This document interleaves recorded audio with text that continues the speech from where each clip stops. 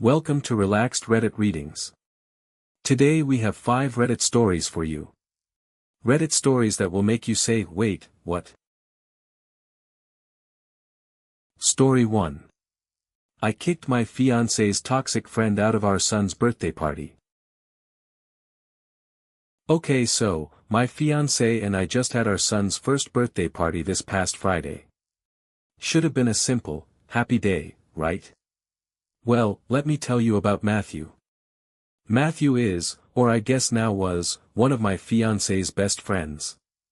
Key phrase there being was. This guy has hated me pretty much since day one of my relationship with my fiance, and he hasn't exactly been quiet about it. Like, openly rude, dismissive, making comments, the whole thing. Because of that, my fiance actually distanced himself from Matthew, along with some other issues that came up, and they hadn't spoken in almost a full year before the party.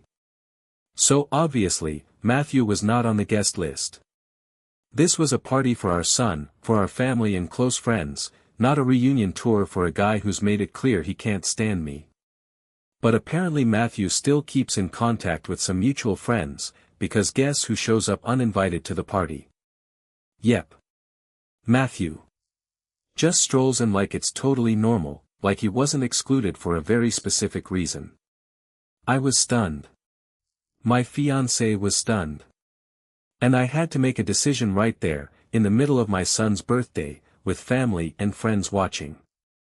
So I walked up to him, and I calmly asked him to leave. I told him this was a private family event, he wasn't invited, and I would appreciate it if he respected that. He did not take it well.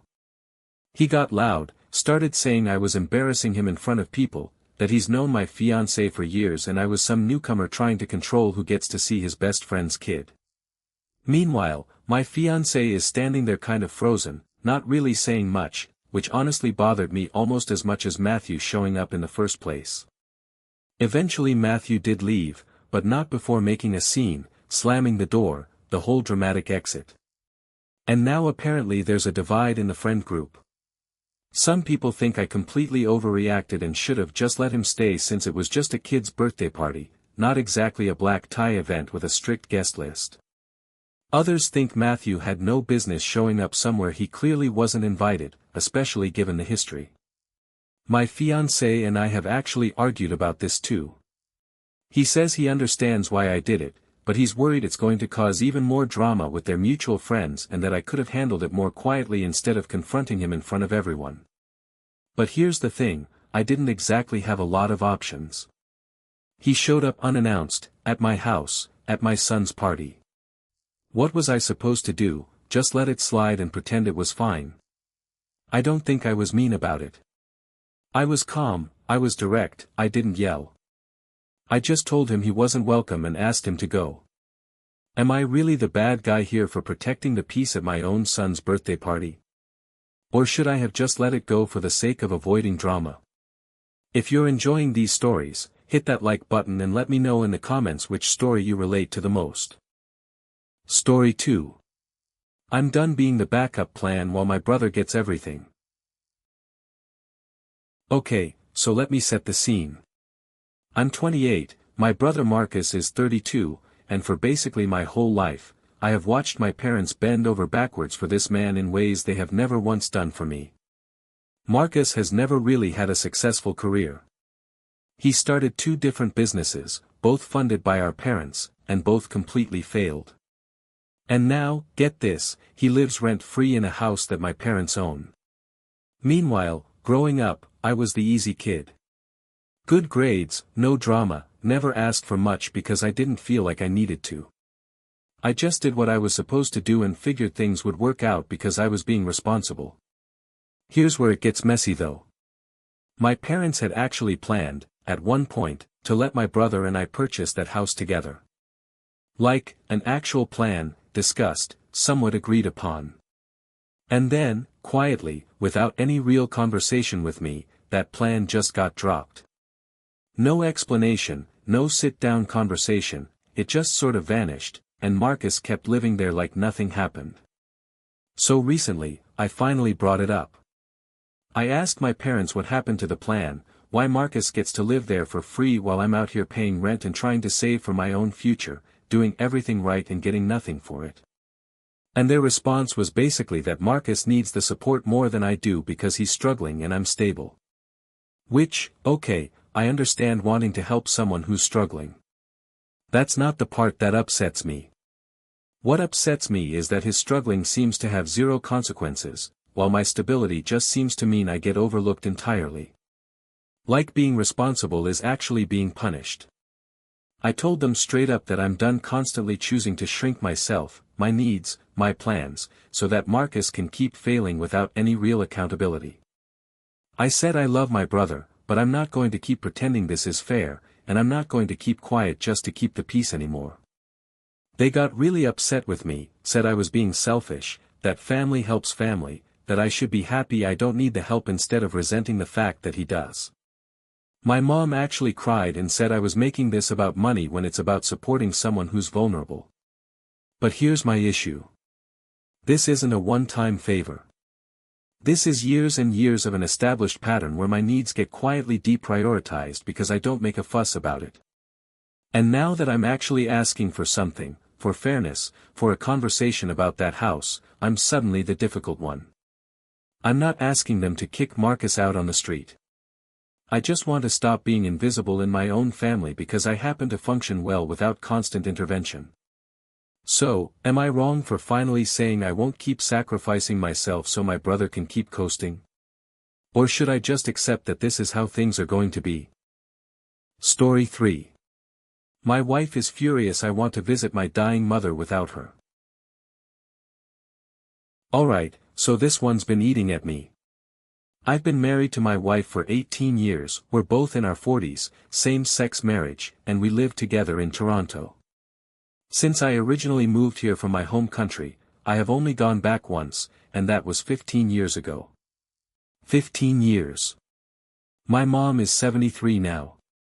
She's visited us a couple times over the years, but here's the complicated part, she and my wife do not get along. Like, at all. The last time she visited, things got so toxic between them that I actually had to send my own mother home early just to keep the peace in my house. So, given all that history, I originally planned a trip back home for both me and my wife to go see her together. The idea was that she'd stay for part of the trip and then maybe do her own thing while I spent quality time with my mom, kind of a compromise. But the more I thought about it, the more I realized that given how things have gone in the past, having my wife there might actually make the whole trip worse, not better. My mom is getting older. I don't know how many more chances I'm going to get to see her, and I don't want our visit to be tense or ruined by old conflicts resurfacing. So I made the decision to change the plan. I booked a short solo trip, just me, just to go see my mother, without my wife there to complicate things. And when I told her, she was furious. She feels excluded, she feels like I'm choosing my mother over her, she feels like this is some kind of statement about our marriage or a step backward after 18 years together. She says a trip like this should be something we do together, especially since we've been building a life and a partnership for almost 2 decades. And look, I get where she's coming from, I really do. But I also think she's not fully acknowledging the history here.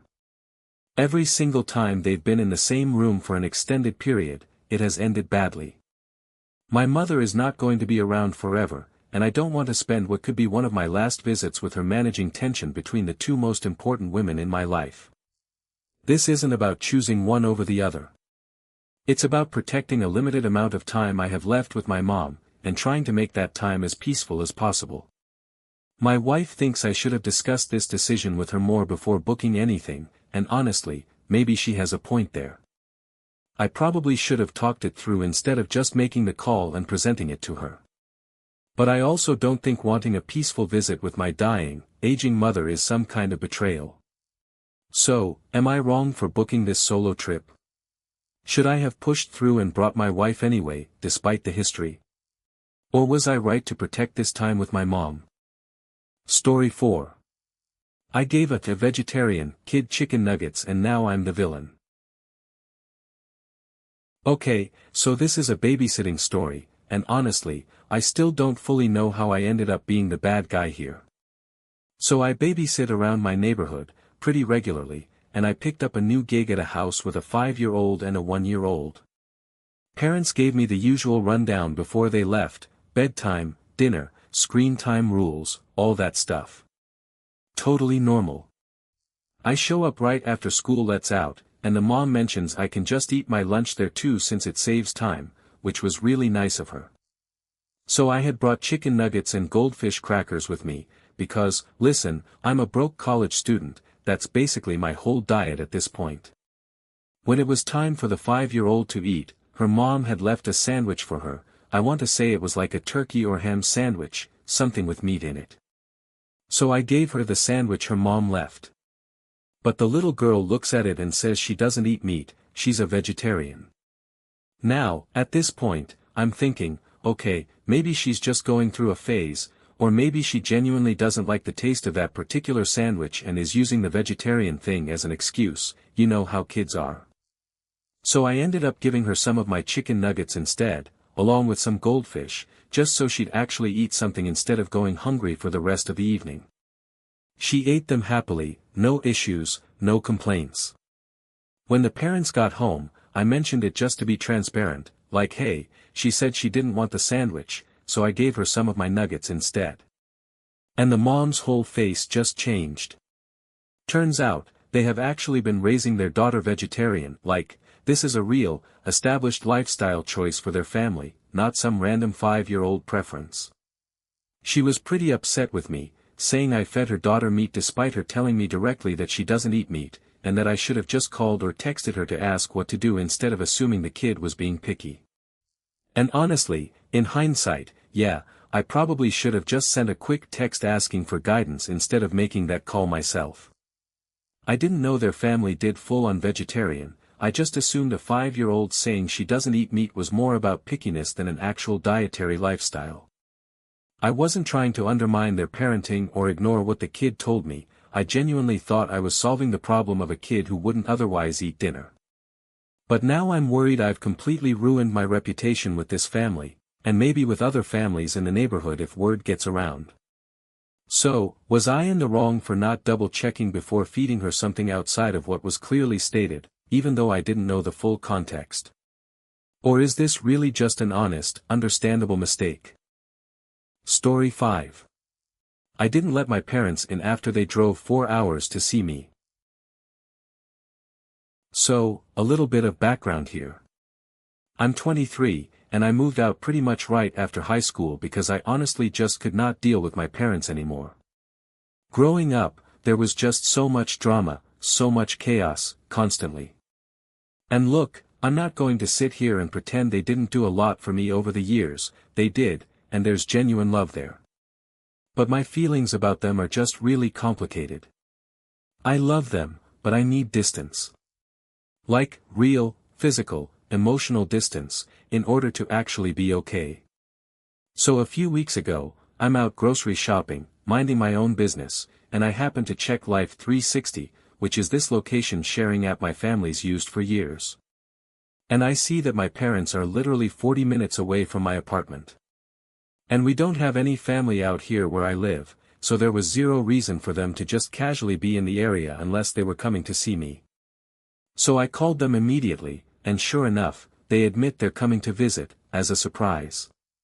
They'd driven 4 hours already at that point. And I felt this immediate wave of anxiety, because I did not agree to this, I was not asked, this was not planned, they just decided to show up. I told them on the phone that I wasn't comfortable with a surprise visit and that they should have called first. They kind of brushed it off, said they missed me, they wanted to see my place, it's been a while, the usual guilt-inducing stuff. When they actually got to my apartment, I met them outside instead of letting them in.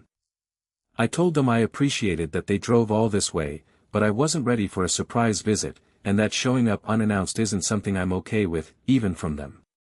My mom got emotional, said they just wanted to see their daughter and see how I'm living now, and that I was being cold and ungrateful after everything they've done for me. My dad was quieter, but you could tell he was hurt too. And a part of me feels awful, like, they drove 4 hours, that's a lot of effort, that's a lot of gas money and time out of their day.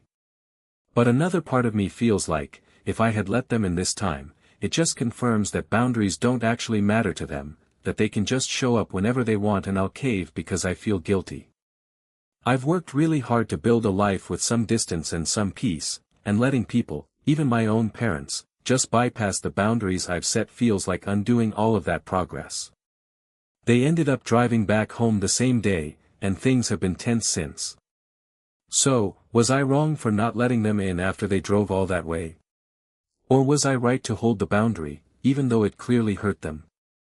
If you enjoyed these stories, drop a comment telling me which one was your favorite. And if you want more relaxed Reddit readings, make sure to like, subscribe, and hit the bell so you never miss a video. Thanks for watching. If you enjoyed these stories, like, comment and subscribe for more relaxed Reddit readings.